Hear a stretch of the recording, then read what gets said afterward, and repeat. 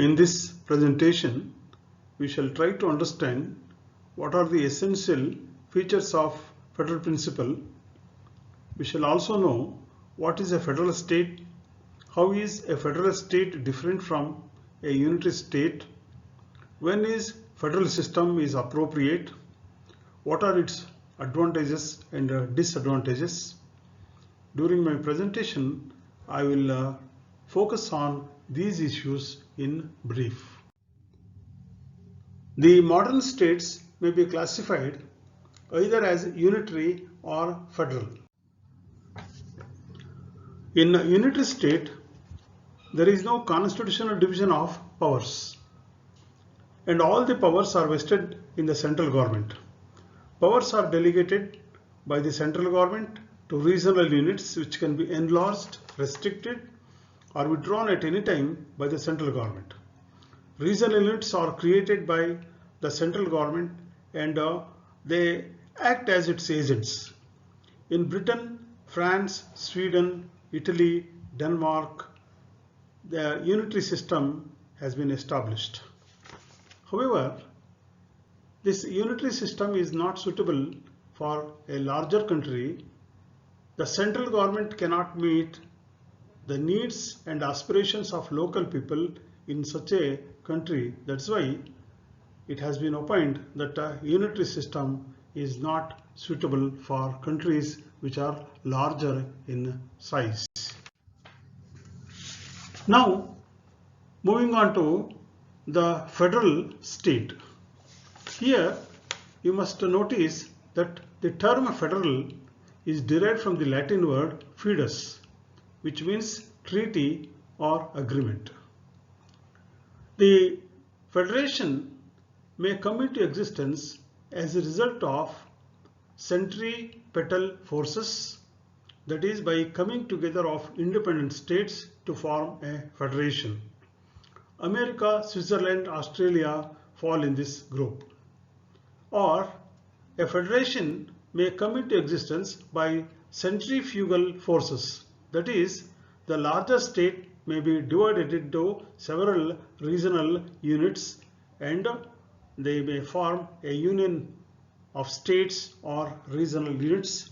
India could be an example for this.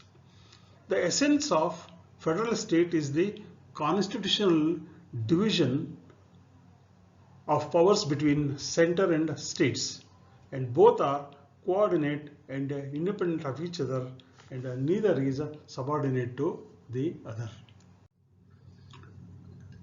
As a prelude to our discussion of the essential features of federal principle, let us consider two definitions of federal principle given by two well-known constitutional experts. The first definition is given by Casey Ware.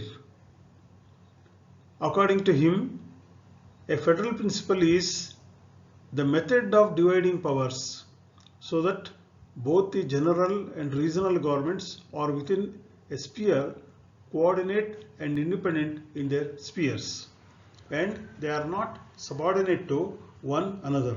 So, Casey Ware clearly denies that there could be a dominant position which could be accorded to the central government. Next, A.V. Dicey explains federalism as a political contrivance which is intended to reconcile national unity with the maintenance of state rights. So he actually opines that the federal principle achieves unity in diversity. Let us now specifically consider the essential features of a federal system. The first feature is the distribution of powers.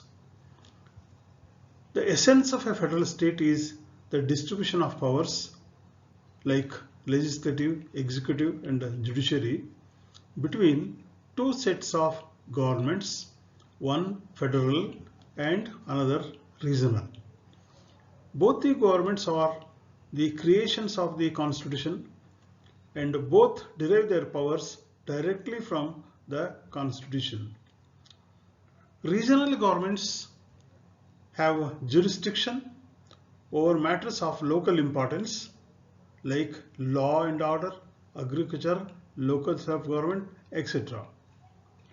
On the other hand, the national government would have jurisdiction over matters of national importance like defense, finance, and foreign affairs.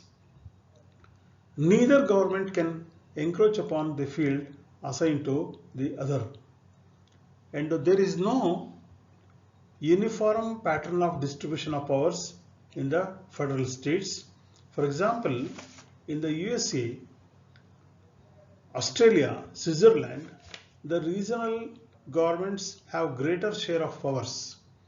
The central government gets only enumerated powers. In the US, the Congress has legislative power over 18 enumerated items of legislation, and the states have residuary legislative powers. In India and Canada, residuary powers are vested with the center, and it is more dominant than the states. Moving on to the next feature, that is written constitution. It is an essential requirement in a federal state that the terms of division of powers between two levels of government should be embodied in a formal document, that is the Constitution. The Constitution demarcates the respective jurisdiction of the center and the states, and the Constitution becomes a standard of reference whenever there is any dispute regarding the claim over the excess of power. Without a written constitution, the federal system cannot function, and there will be utter chaotic situation. The next important feature of a federal state is the supremacy of the Constitution. Since both the central and state legislatures derive their powers from the Constitution, they must exercise their powers in accordance with the provisions of the Constitution. This makes the Constitution supreme and paramount law.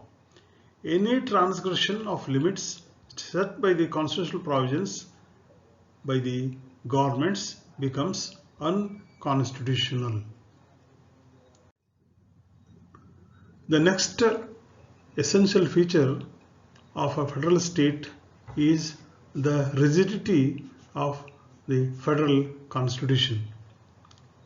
A federal constitution which actually distributes powers between the central and the state governments may not be amended easily by the governments at their sweet will.